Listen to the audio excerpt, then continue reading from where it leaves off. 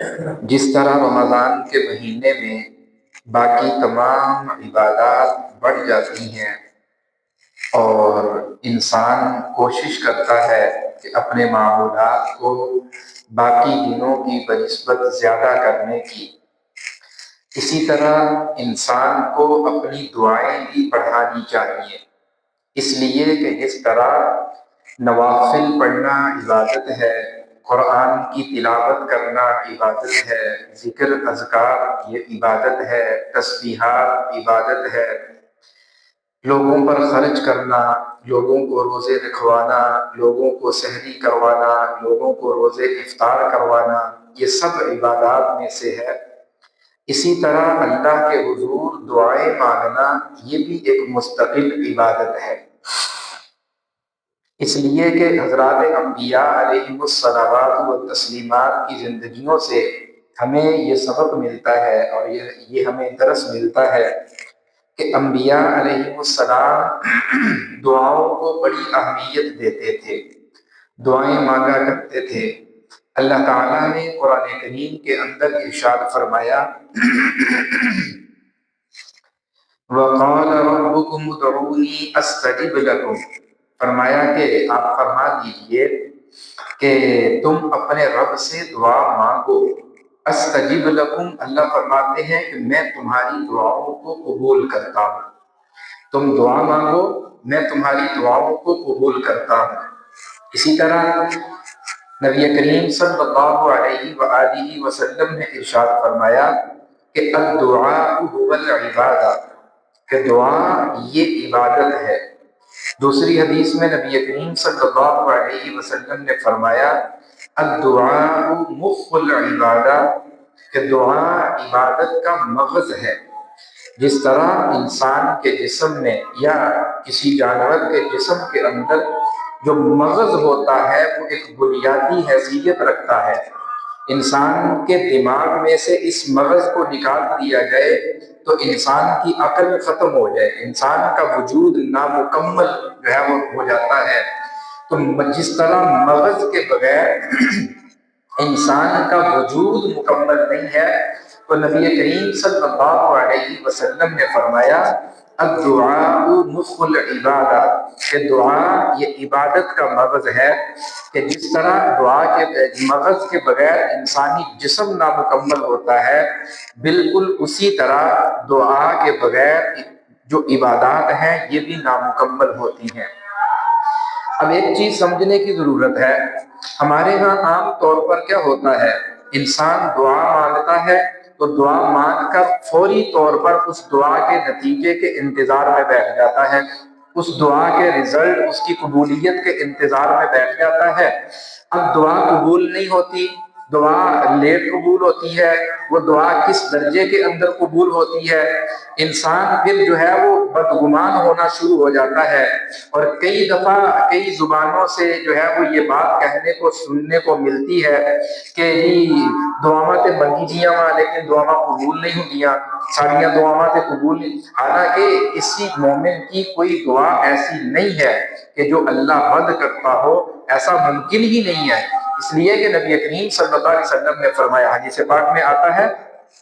فرمایا اللہ تعالیٰ فرماتے ہیں کہ مجھے اپنے بندے سے حیا آتی ہے، مجھے اپنے بندے سے حیا آتی ہے۔ کیا مطلب کہ جب میرا بندہ میرے سامنے ہاتھوں کو اٹھاتا ہے، مجھ سے مانگتا ہے، میرے سامنے دست دعا پھیلاتا ہے، اللہ فرماتا ہے کہ اگر میں اس کے ہاتھوں کو خالی لوٹا دوں تو مجھے حیا آتی ہے، اس لیے اللہ اٹھے ہوئے ہاتھ کبھی خالی نہیں لوٹاتا، کبھی رد نہیں کرتا انسان کی دعا کو۔ ہاں دعا کی قبولیت کے درجات مختلف ہیں، دعا کی قبولیت کے جو درجات ہیں احادیث میں وہ مختلف نبی کریم صلی اللہ علیہ وسلم نے ذکر فرمائے ہیں۔ مثال کے طور پر نبی کریم صلی اللہ علیہ وسلم نے فرمایا کہ دعا کے 3 درجات ہیں۔ کیا مطلب ہے؟ بعض دعائیں وہ ہوتی ہیں جو فوری طور پر اللہ قبول فرما دیتا ہے اور اس دعا کا ظہور انسان کی دنیا کے اندر اللہ فرما دیتا ہے۔ انسان نے دعا مانگی، یا اللہ مجھے فلاں چیز چاہیے، فلاں چیز کی ضرورت ہے، اللہ نے وہ چیز یا اس سے بہتر چیز دنیا ہی کے اندر اس کو عطا فرما دی۔ بعض اوقات دعا کا دوسرا درجہ یہ ہے کہ بعض اوقات انسان دعا مانگتا ہے، لیکن وہ دعا ایسی ہوتی ہے کہ اللہ تعالیٰ اس دعا کے بدلے میں کوئی مصیبت جو انسان کی طرف دوڑ رہی ہوتی ہے، کوئی بیماری جو اس انسان کی طرف آ رہی ہوتی ہے، کوئی ایسی بلا جو اس کی طرف آ رہی ہوتی ہے اور کوئی اس کو نقصان ہونے والا ہوتا ہے، اب اس کی دعا کی برکت سے اللہ تعالیٰ اس کو اس نقصان سے بچا لیتا ہے۔ دعا یہاں پر بھی قبول ہوئی ہے، لیکن قبول ہونے کا انداز بدل گیا ہے کہ جو دعا اس نے مانگی تھی اللہ نے وہ تو عطا نہیں کیا، لیکن اس کے بدلے کے اندر اللہ نے اس کو بیماریوں سے بچا لیا، اللہ نے اس کو آفات سے بچا لیا اور مصیبتوں سے اللہ نے اس کی حفاظت فرما دی۔ تیسرا درجہ دعا کا یہ ہے کہ اللہ تعالیٰ انسان کی دعا کو محفوظ کر لیتا ہے اور ذخیرہ آخرت بنا دیتا ہے، پھر وہ دعائیں آخرت میں جا کر جو ہے وہ انسان کے سامنے آئیں گی۔ اور پھر نبی کریم صلی اللہ علیہ وسلم نے فرمایا انسان نے جو دعائیں دنیا میں مانگی ہوں گی اور بظاہر انسان دنیا میں یہ سمجھ رہا ہوگا کہ میری یہ دعا بھی قبول نہیں ہوئی، یہ بھی قبول نہیں ہوئی، یہ بھی قبول نہیں ہوئی، فرمایا جب اللہ آخرت میں وہ ساری دعائیں ایک بڑا ذخیرہ دعاؤں کا اس کے سامنے رکھا جائے گا اور جب یہ ان کو دیکھے گا تو حضور صلی اللہ علیہ وسلم نے فرمایا اس وقت ان دعاؤں کے اس ذخیرے کو اور اجر و ثواب کو دیکھ کر انسان یہ دعا کرے گا اور انسان یہ تمنا کرے گا کہ کاش دنیا کے اندر میری کوئی دعا قبول نہ ہوتی۔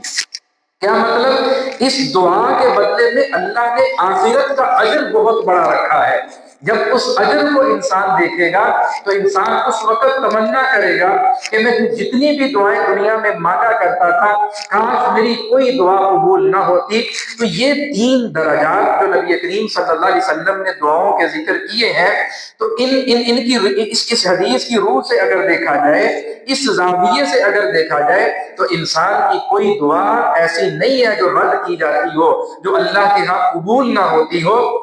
ہر دعا قبول ہوتی ہے، کبھی انسان کو دنیا میں مل جاتی ہے، کبھی انسان سے بلائیں ٹل جاتی ہے اور کبھی وہ دعا انسان کے لیے ذخیرہ آخرت بنا دی جاتی ہے۔ دعا ہر حال میں قبول ہوتی ہے۔ ہمارے ہاں آج کل دعاؤں کا فقدان ہے، ہمارے ہاں دعائیں مانگنے کی ترتیب نہیں ہے، ہمارے ہاں دعائیں مانگنے کے اندر سستی کی جاتی ہے۔ پہلے نمبر پر تو دعائیں مانگی نہیں جاتی، اور جب مانگی بھی جاتی ہیں تو امام کے انتظار میں ہوتے ہیں، امام 1-8 منٹ کی دعا مانگ کر اللہ اللہ خیر صلی اللہ، اس کے علاوہ الگ سے کوئی عبادت، الگ سے کوئی دعاؤں کا معمول اور دعاؤں کے لیے کوئی اپنا وقت طے کرنا، اس کا جو ہے وہ ہمارے ہاں فقدان ہے اور ہمیں یہ نظر نہیں آتا اپنے معاشرے کے اندر۔ حالانکہ اگر ہم اپنی تاریخ کو دیکھیں تو حضرات انبیاء، ان کی سیرت کو، ان کی زندگیوں کو دیکھیں، جب بھی کوئی مشکل آتی تو انبیاء کا معمول یہ ہوتا تھا کہ سب سے پہلے اللہ کے سامنے اپنے ہاتھوں کو اٹھاتے، سب سے پہلے اللہ کے سامنے اپنے جو ہے وہ دستے دعا دراز کرتے، پھر دنیا کے اسباب کی طرف دوڑتے۔ جناب نبی کریم صلی اللہ علیہ وسلم کا معمول بھی یہی ہوتا تھا کہ جب بھی کسی مشکل کا سامنا ہوتا، جب بھی کسی آزمائش کا سامنا ہوتا، آپ صلی اللہ علیہ وسلم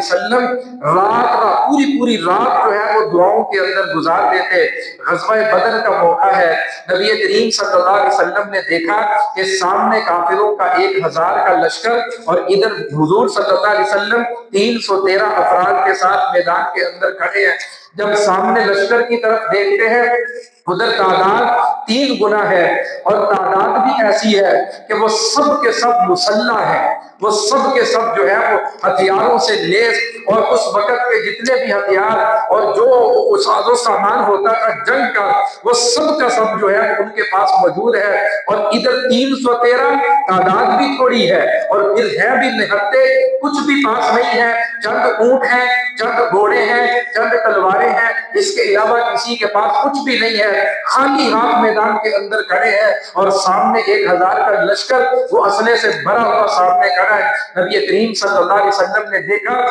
حالات ایسے ہیں کہ سامنے آزمائش ہے، سامنے مصیبت نظر آ رہی ہے، حضور صلی اللہ علیہ وسلم رات کا وقت ہے، اپنے خیمے میں داخل ہوئے، فرماتے ہیں کہ نبی کریم صلی اللہ علیہ وسلم نے ہاتھوں کو اٹھایا، اللہ سے مانگنا شروع کیا، اللہ کے سامنے رونا شروع کیا، اللہ کے سامنے آنسو بہانا شروع کیے، اللہ کے سامنے گڑ گڑانا شروع کیا، اور کیا مانگ رہے ہیں؟ اے اللہ، میری یہ 313 زندگی بھر کی کمائی ہے، میں لے کر تیرے رستے کے اندر نکل آیا ہوں، اگر یہ باقی نہ رہے، تیرا نام لینے والا کوئی باقی نہیں رہے گا، تیرے دین کا پرچار کرنے والا کوئی باقی نہیں رہے گا، تیرے دین کی آگے نشر و اشاعت کرنے والا کوئی باقی نہیں رہے گا، تیرا دین ختم ہو جائے گا، تیرا دین ان 313 پر موقوف ہے، تیرے دین کا پھیلنا ان 313 کے اوپر موقوف ہے، آج ان کی حفاظت فرما۔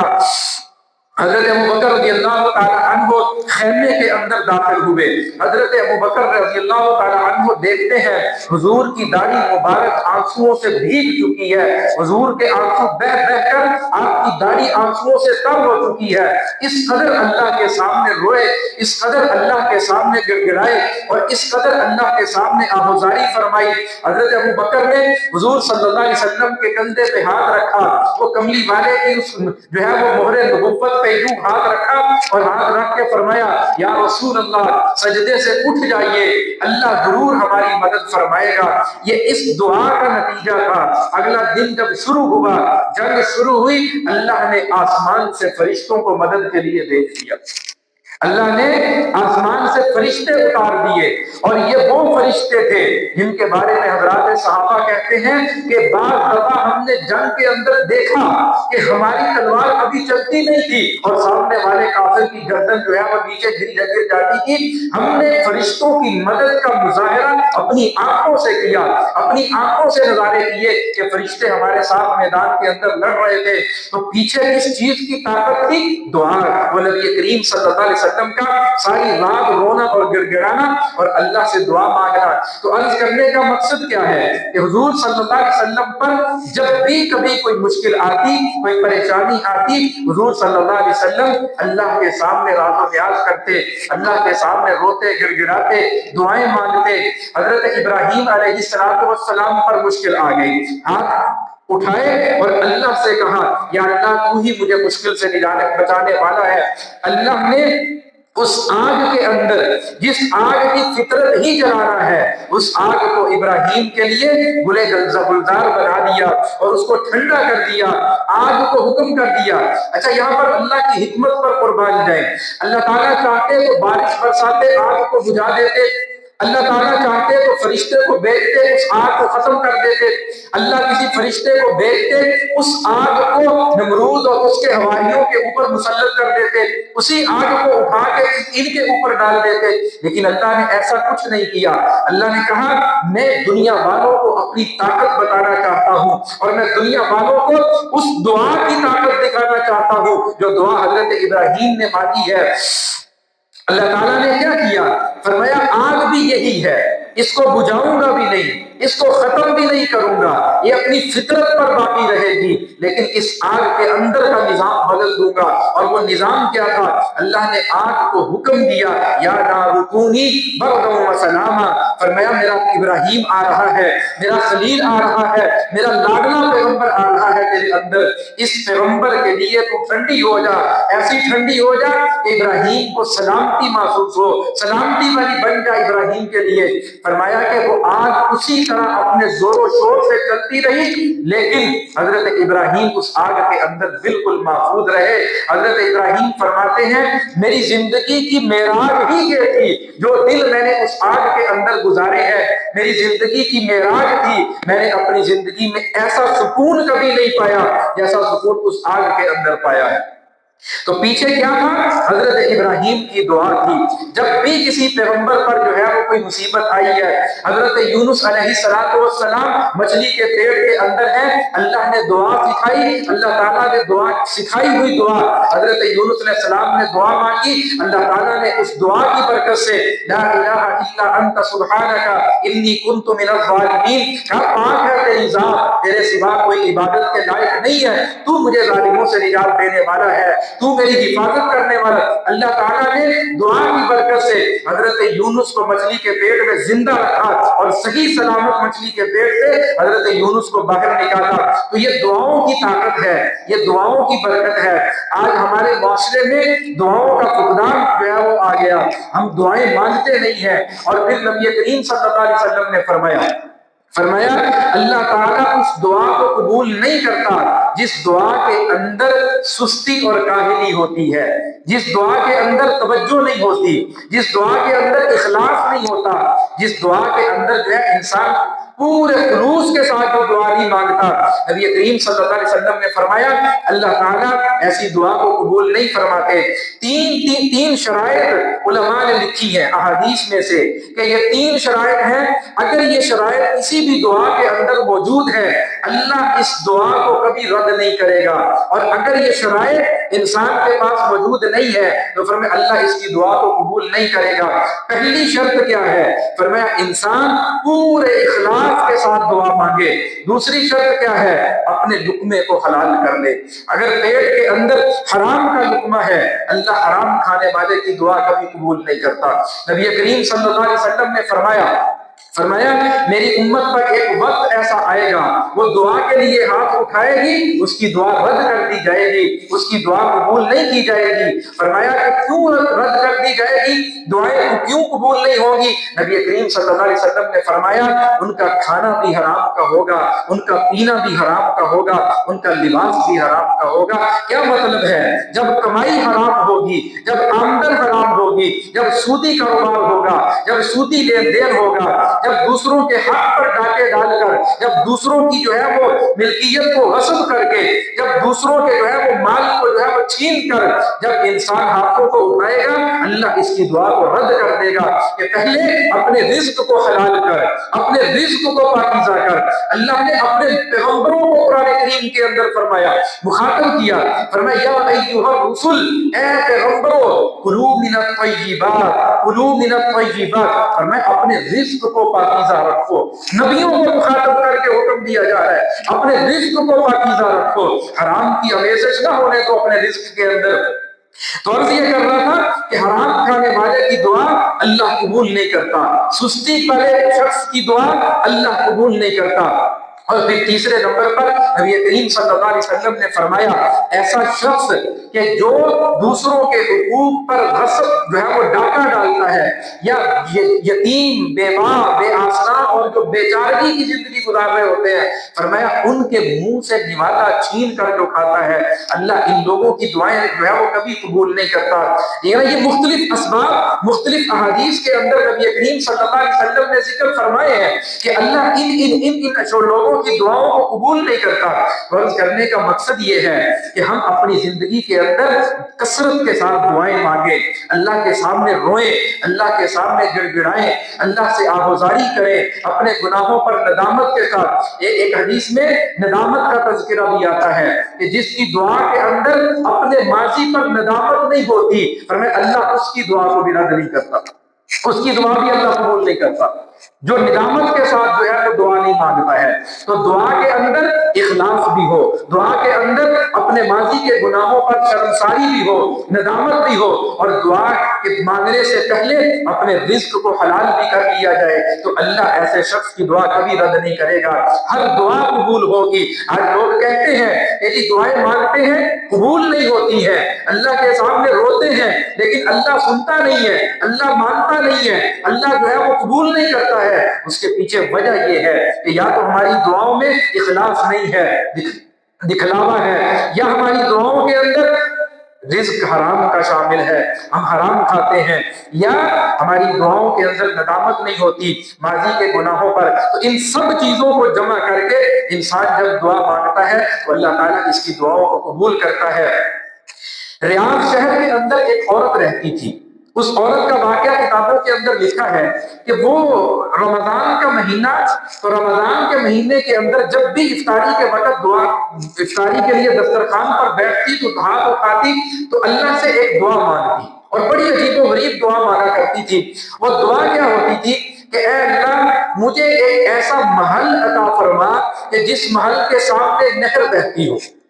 ایک ایسا محل دے، ایک ایسا عالیشان بنگلہ، ایک ایسا عالیشان گھر دے کہ جس گھر کے سامنے، جس محل کے سامنے نہر بہتی ہو۔ تو وہ بھی مانگتی، اس کا ایک 14-15 سال کا بچہ تھا، اس کو بھی سکھایا ہوا تھا ماں نے، وہ بھی ساتھ آمین کہتا۔ اب یہ ماں بیٹا دعا مانگتے، سامنے باپ بیٹھا ہوتا تھا تو باپ بیٹھ کر ان کی دعا پہ تعجب کرتا، یہ کیسی عجیب و غریب تم دعا مانگتی ہو، اللہ سے کچھ اور مانگو، یا ایسی دعا کہ دعا کے اندر بھی تم اللہ سے شرط لگا رہی ہو،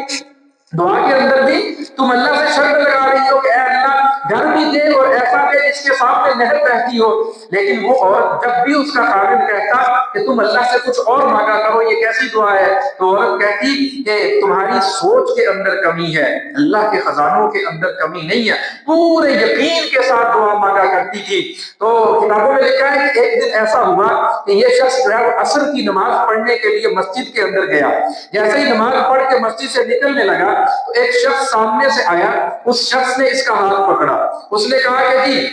میرا ایک کام کرو گے؟ یہ کیا کام ہے؟ کہا فلاں جگہ پر جو ہے وہ شہر کے فلاں کونے، فلاں کالونی، فلاں جو ہے وہ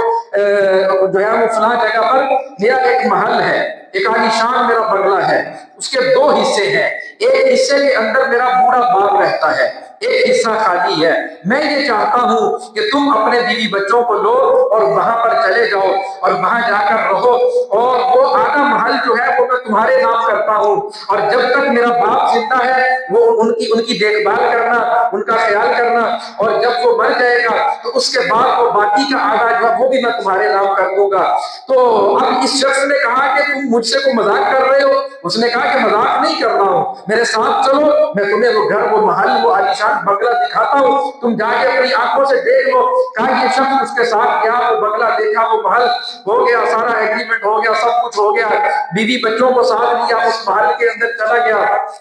ایک دن بیٹھے بیٹھے دل کے اندر خیال آیا، کہا کہ اللہ کی بندی تو دعا کے اندر 2 چیزیں مانگا کرتی تھی کہ ایک محل ہو اور ایک محل کے سامنے نہر ہو۔ کہا محل تو اللہ نے دے دیا لیکن نہر کہیں نظر نہیں آتی، تو تیری دعا تو ابھی ادھوری ہے، تیری دعا تو ابھی جو ہے وہ مکمل نہیں ہوئی۔ تو اس نے کہا کہ تم ایسا کرو کہ اپنے امام صاحب کے پاس جاؤ، اس کو جا کر یہ دعا بھی بتاؤ اور یہ سارا واقعہ بھی بتاؤ۔ وہ شخص گیا مولوی صاحب کے پاس، مولوی صاحب سے کہا کہ اس طرح جو ہے وہ دعا مانگا کرتی تھی۔ تو مولوی صاحب نے پوچھا کہ تمہارے گھر کے سامنے کیا ہے؟ اگر نہر نہیں ہے تو پھر کیا ہے گھر کے سامنے؟ تو اس شخص نے بتایا کہ میرے گھر کے سامنے ایک بڑی خوبصورت مسجد ہے، ایک بڑی خوبصورت مسجد ہے۔ تو امام صاحب فرمانے لگے کہ تمہاری بیوی کی دونوں دعائیں قبول ہو گئی، اللہ نے محل بھی دے دیا ہے اور محل کے سامنے نہر بھی دے۔ اس نے کہا نہر تو نہیں ہے، وہ تو مسجد ہے۔ تو وہ مولوی صاحب فرمانے لگے اللہ کے نبی صلی اللہ علیہ وسلم نے فرمایا، حدیث پاک میں آتا ہے، فرمایا کہ اللہ کے نبی نے صحابہ سے پوچھا، سارے صحابہ بیٹھے ہوئے ہیں، نبی کریم صلی اللہ علیہ وسلم نے پوچھا کہ بتاؤ جو شخص، ایک ایسا شخص کہ جس کے گھر کے سامنے نہر ہو اور وہ دن میں 5 مرتبہ اس نہر سے غسل کرے تو کیا اس کے جسم پر کوئی میل کچیل باقی رہے گا؟ صحابہ نے کہا کہ یا رسول اللہ کبھی بھی باقی نہیں رہے گا۔ اب جو آدمی دل کے اندر 5 مرتبہ غسل کر رہا ہے اس کے جسم پہ میل کچیل کیسے باقی رہے گا؟ تو نبی کریم صلی اللہ علیہ وسلم نے فرمایا 5 نمازوں کی مثال بھی ایسے ہے کہ جو شخص دن میں 5 نمازیں پڑھتا ہے، جس طرح 5 مرتبہ غسل کرنے والے کے میل کچیل کو ختم کر دیتا ہے اس کا غسل اور وہ میل کچیل صاف ہو جاتا ہے، فرمایا 5 نمازوں میں اللہ نے وہ طاقت اور وہ برکت رکھی ہے کہ اللہ اس کے 5 نمازوں کی برکت سے سارے گناہوں کو دھو دیتا ہے، سارے گناہوں کو معاف فرما دیتا ہے۔ تو فرمایا نبی کریم صلی اللہ علیہ وسلم نے 5 نمازوں کی مثال اور جو تشبیہ دی حدیث میں وہ نہر کے ساتھ دی ہے۔ تمہارے گھر کے سامنے جو مسجد ہے یہ اسی نہر کی عکاسی کرتی ہے، لہذا تمہاری بیوی کی دونوں دعائیں اللہ نے قبول کر دی۔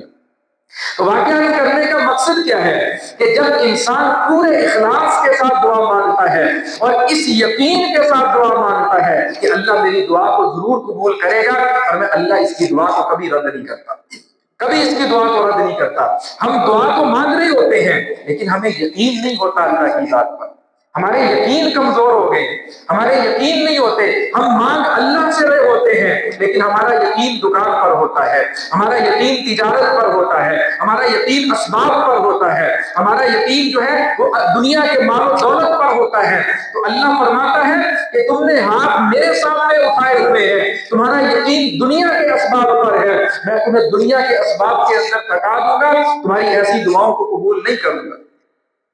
تو دعا کی قبولیت کی شرائط کیا ہے؟ انسان اخلاص کے ساتھ دعا مانگے، للہیت کے ساتھ دعا مانگے، تقوی کے ساتھ دعا مانگے، پوری توجہ کے ساتھ جو ہے وہ انسان دعا مانگے، اور پھر فرمایا اپنے رزق کو حلال کر کے پھر اللہ سے مانگے، اور پورے یقین کے ساتھ اللہ سے دعا مانگے کہ اللہ میری دعا کو کبھی رد نہیں کرے گا۔ جب پورے یقین سے دعا مانگی جاتی ہے اللہ ایسی دعا کو کبھی رد نہیں کرتا۔ اللہ تعالیٰ ایک مجاہد تھا، اس کا واقعہ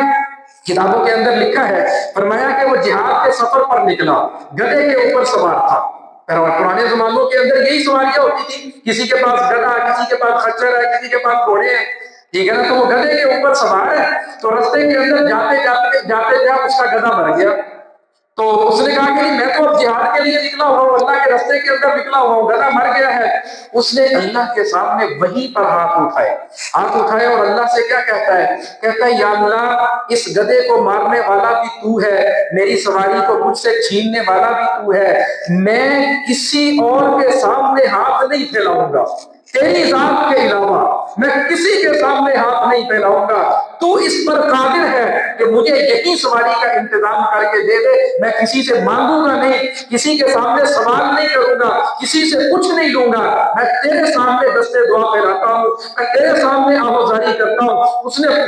پورے یقین سے وہاں پر دعا کی۔ علماء نے لکھا ہے کہ اللہ نے اس مرے ہوئے گدھے کے اندر دوبارہ سے روح جو ہے وہ ڈال دی اور اس کو زندہ کر کے اس کے سامنے کھڑا کر دیا۔ وہ گدھا جو مر چکا تھا، اللہ تعالیٰ نے اس کو اس کی دعا کی برکت سے دوبارہ زندہ فرمایا۔ یہ دعا کی طاقت ہے، یہ دعا کی طاقت ہے۔ اللہ تعالیٰ کبھی انسان کی دعائیں رد نہیں کرتا، اور پھر سونے میں سہاگا رمضان کے اندر اللہ انسان کی دعاؤں کو رد کر دے، یہ تو ممکن ہی نہیں ہے۔ جب اللہ خود کہہ رہا ہے کہ مجھے اپنے بندے کے اٹھے ہوئے ہاتھ دیکھ کر خالی لوٹاتے ہوئے حیا آتی ہے، اللہ کہتا ہے مجھے شرم آتی ہے، مجھے حیا آتی ہے کہ بندہ میرے سامنے ہاتھ اٹھائے اور میں خالی لوٹا دوں۔ کسی بڑے چودھری، کسی نمبردار کے پاس انسان سوال لے کر چلا جائے گا کہ جی بڑا آدمی ہو، مالدار ہو، اللہ نے آپ کو اتنا دیا ہے، اللہ کا کرم ہے آپ پر، لہذا ہماری یہ ضرورت پوری کر دے، تو وہ بڑا نمبردار چودھری وڈیرا ہو رہی وہ بھی کہتا ہے کہ یار میرے دروازے پہ آیا بندہ خالی تو نہیں بولنا چاہیے، میری شان کے مناسب نہیں ہے، میرے رتبے میری حیثیت کے مناسب نہیں ہے کہ سائل میرے دروازے پر آئے اور خالی ہاتھ لوٹ جائے۔ اللہ فرماتا ہے جب میرا بندہ میرے سامنے ہاتھ اٹھاتا ہے تو مجھ کو حیا آتی ہے خالی لوٹاتے ہوئے، میں اپنے بندے کو خالی نہیں لوٹاتا ہوں، کچھ نہ کچھ دے کے لوٹاتا ہوں۔ اور میں نے شروع میں عرض کر دیا کہ دعاؤں کی قبولیت کے مختلف درجات ہیں، کبھی اللہ فوری قبول کر دیتا ہے، کبھی اللہ جو ہے اس کے بدلے میں آزمائشوں کو اور مصیبتوں کو ٹال دیتا ہے، کبھی اللہ اس کی دعا کو آخرت کا ذخیرہ بنا دیتا ہے، وہ دعائیں پھر آخرت میں اجر بن کر اس کے نامہ اعمال کے اندر ڈال دی جاتی ہیں۔ اس لیے یہ رمضان کا مہینہ ہے جہاں پر ہم دوسری عبادات کو کرتے ہیں، ہم قرآن کی تلاوت کو بڑھا دیتے ہیں، ہم جو ہے وہ ذکر اذکار کے وقت کو بڑھا دیتے ہیں، ہم نوافل کی کثرت کرتے ہیں، اسی طرح ہم دعاؤں کے اوقات کو بھی بڑھائیں، دعاؤں کے لیے وقت نکالیں، کم از کم کوئی ایسا وقت بنائیں 10 15 20 منٹ آدھا گھنٹہ کہ جس میں صرف ہاتھ اٹھے ہوئے ہو، آنکھوں سے آنسو جاری ہو، جسم پر کپکپی جاری ہو اور دل کے اندر ندامت ہو کہ یا اللہ میں بڑا گندا ہوں، میں بڑا گناہگار ہوں، میں بڑا سیاکار ہوں، لیکن تیرے گھر سے کبھی کوئی خالی گیا نہیں، تیرے گھر سے کبھی کوئی خالی لوٹا نہیں ہے۔ انسان رمضان کے اندر اللہ سے مانگے، اللہ کو منائے، اللہ سے صلح کرے، اللہ سے دوستی کرنے کی کوشش کرے۔ یہ سیزن کا مہینہ چل رہا ہے، یہ نیکیوں کا مہینہ چل رہا ہے، اگر اس مہینے کے اندر بھی ہم دعاؤں کی کثرت نہیں کریں گے، ہم اللہ سے نہیں مانگیں گے، تو پھر باقی مہینوں میں کس کو توفیق ملے گی اور کیسے توفیق ملے گی؟ ٹھیک ہے، تو دعائیں اللہ سے زیادہ مانگے۔ افطار کا وقت قبولیت کا وقت ہے، اس وقت کے اندر دعائیں مانگے۔ سحری کا وقت برکت والا وقت ہے، اس وقت کے اندر دعائیں مانگے۔ راتوں کو اٹھ کر اللہ سے جو ہے وہ مناجات کریں۔ اللہ کے نبی صلی اللہ علیہ وسلم نے فرمایا افطاری کے وقت کی دعا رد نہیں ہوتی، صبح تہجد کے وقت کی دعا اللہ رد نہیں کرتا۔ یہ قبولیت کے اوقات ہیں، خود ہمارے لیے تو اتنی آسانی کر دی گئی ہے، ہمیں یہ بھی بتا دیا سے مانگو. اور یہ بھی بتا دیا گیا ہے کہ کس وقت مانگنے پر زیادہ فائدہ ہے. ہمارے نبی نے تو ہم پر اتنا احسان کر دیا, فرمایا تم ان اوقات کے اندر مانگو گے تو زیادہ قبول ہوتی ہیں دعائیں. ان اوقات میں زیادہ دعائیں قبول ہوتی ہیں, اور ہم نے انہی اوقات کو اپنی تفریح کا جو ہے وہ اس کو محل بنا لیا. انہی اوقات کے اندر ہم اپنی تفریحات کے اندر لگے ہوتے ہیں, ہم جو ہے اپنی مصروفیات کے اندر لگے ہوتے ہیں, اور دعاؤں کا خیال ہی کوئی نہیں ہوتا. اس لیے اللہ سے خوب مانگے, اللہ سے خوب مانگے, اپنی آخرت کو بھی مانگے, اپنی دنیا کو بھی مانگے, اور صرف اللہ سے مانگے, صرف اللہ سے مانگے. اللہ کے علاوہ کسی سے نہیں مانگنا, اللہ کے علاوہ کسی سے نہیں مانگنا. کسی انسان, کسی ولی, کسی پیر فقیر, کسی نبی, کسی پیغمبر, کسی غوث, کسی قطب, کسی ابدال, کسی کے سامنے دستے دعا نہیں پھیلانی, کسی کے سامنے اپنی جھولی کو نہیں پھیلانا ہے, کسی کے سامنے جو ہے وہ اپنے جو ہے وہ اپنی مشکلات اور اپنی حاجات کو کسی کے سامنے نہیں رکھنا ہے, اللہ کے سامنے رکھنا ہے. جب بھی رکھنا ہے اللہ سے مانگنا ہے. ہاں اتنی شریعت نے اجازت دی